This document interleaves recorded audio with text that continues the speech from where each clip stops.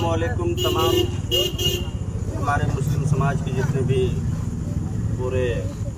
भारत देश के सभी से एक सूचना देने का हम लोग बैठक किए थे और बैठक में जो चीज़ पारित हुआ दिनांक 31 तारीख को एक भारतीय जनता पार्टी की ओर से एक सभा जामताड़ा में रखा गया था, जिसमें हमारे ही गांव के हमारे एक मौलाना अब्दुल रशीद रहमानी जो भारतीय जनता पार्टी से ताल्लुक़ रखते हैं। भारतीय जनता पार्टी या किसी भी अन्य पार्टी से किसी को ताल्लुक़ रखना ये बुरी बात नहीं है, रख सकते हैं, लेकिन वो अपने जोश में अपना होश खो बैठा, जो कि उस भीड़ में मात्र एक ही व्यक्ति हमारे समाज का रकीब साहब थे और उसने जय श्री राम का नारा लगाया,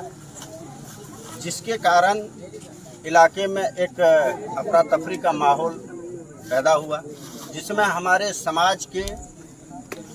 खास करके उलमा इकराम का काफ़ी ठेस पहुँचे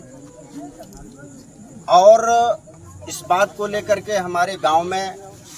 काफ़ी अफरा तफरी का माहौल बनने के बाद लोगों में एक आक्रोश पैदा हुआ कि एक आलिम को इस तरह का नारेबाजी नहीं करना चाहिए था। पार्टी में है भाई, पार्टी में आप रहें, पार्टी के लिए आप काम करें, लेकिन जिस चीज़ से, जिस जुमले से लोगों को तकलीफ हो, अपने समाज को तकलीफ हो, वैसा कदम नहीं उठाना चाहिए। उस वीडियो जब वायरल हुआ, लोगों ने देखा तो उनके गोतिया खानदान और जुमला बासिंदगाने नावाडी के सभी लोग ने मिलकर अपने भाई समझकर, अपना बेटा समझकर उनको फ़ोन के जरिए इत्तला दिया और उनको अपना घर बुलाने का प्रयास किया कि जिस चीज़ से लोगों में आक्रोश पैदा हो गया हो, लोगों में तफरका मच गया हो,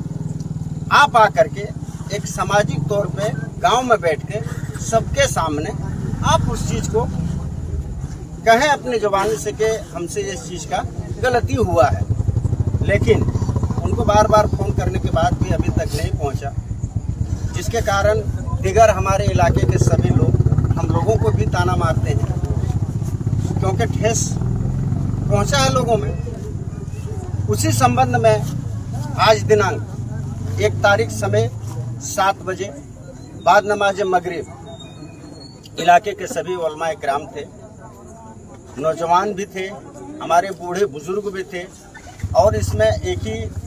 बात आया कि मौलाना रकीब अगर हम लोगों से बात से इनकार कर रहे हैं, वो आने से मुकर रहे हैं, जबकि उसका प्रॉपर्टी यहाँ है, खानदान है, बाल बच्चे हैं, फिर भी नहीं आ रहे हैं, तो हमारे शरीयत में एक चीज़ है कि अगर कोई व्यक्ति दबंग हो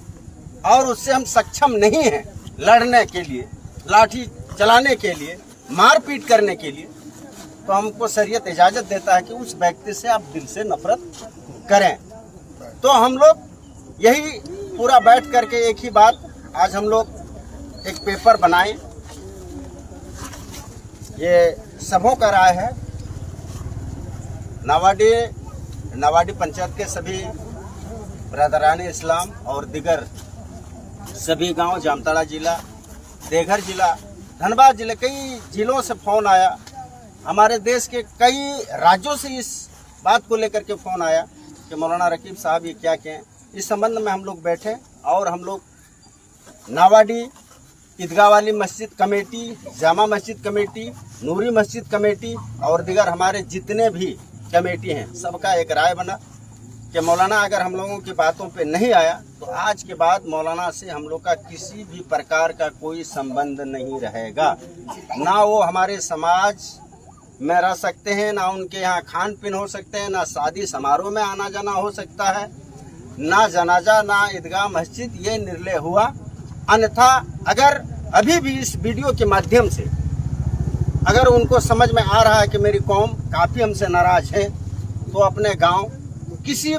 तरह का कोई दबाव नहीं, कोई भेदभाव नहीं, ना उसको कोई गाली देंगे, ना उसको कोई हाथ लगाएंगे। ये जिम्मेदारी हमारे कमेटी की है और रहेगा इंशाल्लाह। वो अगर आते हैं और सबके सामने अगर यह बात अपनी जुबान से कह देते हैं कि ये नारा जो हमने लगाया होशो हवास में लगाएं और इसके लिए हम क्षमा चाहते हैं, माफ़ी चाहते हैं, तो इंशाअल्लाह फिर वो हमारे हैं, हमारे रहेंगे और हमारे समाज में मिलजुल कर रहेंगे। यह बात कहने के लिए मजबूरन पूरे भारत देश को इस वीडियो पहुंचाना है, उसको जानकारी देना है। अगर हम लोग कुछ नहीं करते हैं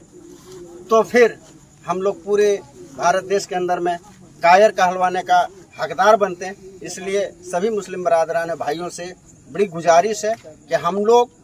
इस बात को इस पेपर के माध्यम से जुबानी